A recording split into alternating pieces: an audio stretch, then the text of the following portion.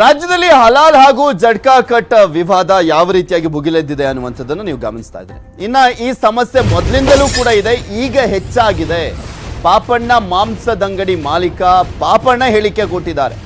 ರಾಜ್ಯದಲ್ಲಿ ಹಲಾಲ್ ಹಾಗೂ ಜಡ್ಕಾ ಕಟ್ ವಿಚಾರಕ್ಕೆ ಸಂಬಂಧಪಟ್ಟಂತೆ ಒಂದು ಆಕ್ರೋಶ ವಿವಾದಗಳು ಭುಗಿಲೆದ್ದಿರುವಂಥದ್ದು. ಇದ್ರ ಬಗ್ಗೆ ಪಾಪಣ್ಣ ಮಾಂಸದಂಗಡಿ ಬೆಂಗಳೂರಿನಲ್ಲಿ ಒಂದು ಫೇಮಸ್ ಮಟನ್ ಸ್ಟಾಲ್, ಅದು ಆ ಮಾಲೀಕ ಪಾಪಣ್ಣ ಮಾತನಾಡಿದ್ದಾರೆ. ನಾವು ಹಲಾಲು ಜಡ್ಕಾ ಕಟ್ ಎರಡೂ ಕೂಡ ಮಾಡಿ ಕೊಡ್ತೇವೆ, ಯಾರಿಗೆ ಏನು ಬೇಕೋ ಅದನ್ನು ತಗೊಂಡು ಹೋಗ್ತಾರೆ. ಪಾಪಣ್ಣ ಮಾಂಸದಂಗಡಿ ಮಾಲೀಕ ಪಾಪಣ್ಣ ಹೇಳಿಕೆಯನ್ನ ಕೊಟ್ಟಿದ್ದಾರೆ. ಪ್ರಾಣಿ ವಧೆ ವೈಜ್ಞಾನಿಕ ಕ್ರಮ ಎಂದರೆ ಹಲಾಲ್ ಕಟ್, ಎಲ್ಲ ರಕ್ತ ಹೊರಗಡೆ ಬರುತ್ತೆ, ತಿನ್ನೋಕೆ ಒಳ್ಳೆ ಮಾಂಸ ಸಿಗುತ್ತೆ. ಜಡ್ಕಾ ಪದ್ಧತಿಯಲ್ಲಿ ಒಮ್ಮೆಗೆ ಕತ್ತು ಕೊಯ್ದು ಬಿಡ್ತಾರೆ. ಪಾಪಣ್ಣ ಹೇಳಿಕೆ ಕೊಟ್ಟರು. ರಾಜ್ಯದಲ್ಲಿ ಹಲಾಲ್ ಕಟ್, ಅದೇ ರೀತಿ ಹಿಂದವಿ ಜಡ್ಕಾ ಕಟ್ ಒಂದು ವಿವಾದ ಇದೀಗ ಉದ್ಭವವಾಗಿರುವಂಥದ್ದು ಹಿನ್ನೆಲೆಯಲ್ಲಿ ದೊಡ್ಡ ಮಟ್ಟದ ಚರ್ಚೆ ರಾಜ್ಯಾದ್ಯಂತ ನಡೀತಾ ಇರುವಂಥದ್ದು.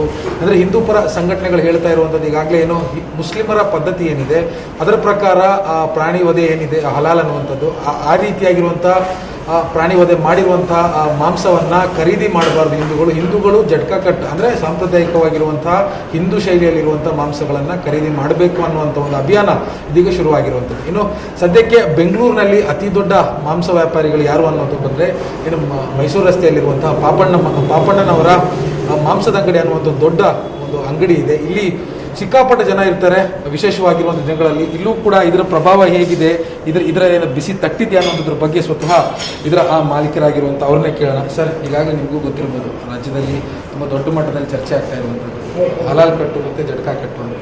ಹೇಗೆ ನಿಮ್ಮ ವ್ಯಾಪಾರಕ್ಕೆ ಏನಾದರೂ? ನಮ್ಮ ವ್ಯಾಪಾರಕ್ಕೆ ಏನಿಲ್ಲ ಸರ್, ನಮ್ಮಲ್ಲಿ ಕಾಮನ್ ಆಗಿ 90% ನಮ್ಮವರೇ ಬಂದು ತೊಗೊಂಡೋಗ್ತಾ ಇದ್ದಾರೆ. ಕಾಲದಿಂದ ನಾವೆಲ್ಲ ಹಲಾಲೆ ಮಾಡಿಸ್ತಾ ಇದ್ದಿದ್ದು.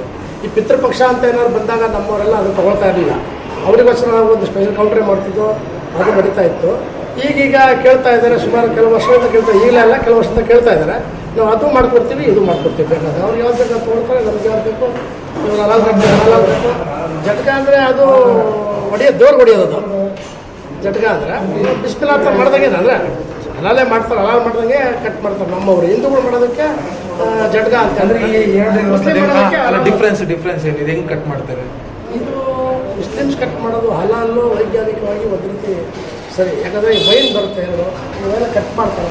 ಎರಡೂ ಕಡೆ ಏನಾಗುತ್ತೆ, ಬ್ಲಡ್ಡೆಲ್ಲ ಈ ಕುರಿಯಲ್ಲಿರ್ತಕ್ಕಂಥ ಬ್ಲಡ್ಡೆಲ್ಲ ಹೊರಗೆ ಬಂದಿರುತ್ತೆ. ಒಂದು ಎರಡನೇದು ಏನಾಗುತ್ತೆ ಅಂತ ಹೇಳಿದ್ರೆ ನೋವಾಗೋದಿಲ್ಲ ಪ್ರಾಣಿಗೆ ನೋವಾಗೋದಿಲ್ಲ ಅಂತ ಹೇಳಿದ್ರೆ, ಇವಾಗ ಇಂಜೆಕ್ಷನ್ ಕೊಟ್ಟರೆ ಸ್ವಲ್ಪ ಸ್ಟಾರ್ಟಿಂಗಲ್ಲಿ ಪೇನ್ ಆಗುತ್ತೆ, ಆಮೇಲೆ ಒಳಗೋದ ಆ ರೀತಿ ನರಗಳನ್ನ ಕಟ್ ಮಾಡಿಬಿಟ್ರೆ ಆ ಕ್ಷಣಕ್ಕೆ ಮಾತ್ರ ಸ್ವಲ್ಪ ಹಂಗೆ ಒದರುತ್ತೆ. ಅದಾದ ಮೇಲೆ ಅದು ನೋವು ಕಾಣೋದಿಲ್ಲ. ಆಮೇಲೆ ಕುರಿಯಲ್ಲಿರ್ತಕ್ಕಂಥ ಬ್ಲಡ್ಡೆಲ್ಲ ಹೊರಗಡೆ ಬಂದ್ಬಿಡುತ್ತೆ.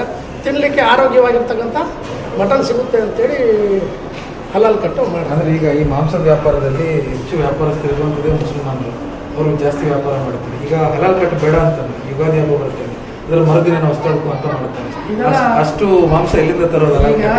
ಒಂದು 6 ಕೋಟಿ ಜನ ಕರ್ನಾಟಕದಲ್ಲಿ ಇರ್ಬೋದು, 1.5 ಕೋಟಿ ತಿಂದೇ ಇರ್ಬೋದು, ಒಂದು 5 ಕೋಟಿ ಜನ ಉಪಯೋಗಿಸ್ತಾರೆ. ಈಗ ನಮ್ಮವರೆಲ್ಲ ಏನು ಮಾಡಬೇಕು ಅಂತ ಹೇಳಿದ್ರೆ, ಇದ್ದಕ್ಕಿದ್ದಾಗಿ ಆರೋಗ್ಯ ನೀವೇನು ತಿನ್ನಬಾರ್ದು ಅಂತ ಹೇಳಿಬಿಟ್ರೆ, ಯುಗಾದಿ ಹಬ್ಬದ ದಿವಸ ಪ್ರತಿಯೊಬ್ಬರ ಮನೆಯಲ್ಲೂ ಮಾಂಸ ಬೇಕೇ ಬೇಕು. ಅಷ್ಟು ಜನ ಸಪ್ಲೈ ಮಾಡೋಕ್ಕಾಗುತ್ತೆ? ತಿನ್ನಬೇಡಿ ಅಂದರೆ ಅವ್ರಿಷ್ಟಕ್ಕೆ ಬಿಟ್ಬಿಡಬೇಕು. ನಮ್ಮಲ್ಲೇ ನಾವೇ ಪರಿವರ್ತನೆ ಆಗಬೇಕು ಅಷ್ಟೇ. ನಮ್ಗೆ ಅದು ಬೇಡ ಅಂದರೆ ಬೇಡ, ಅಂದರೆ ಸ್ವಲ್ಪ ನಿಧಾನವಾಗಿ ಆಗ್ಬೋದು ಅಂತ ನನ್ನಿಷ್ಟ ಅಷ್ಟೇ.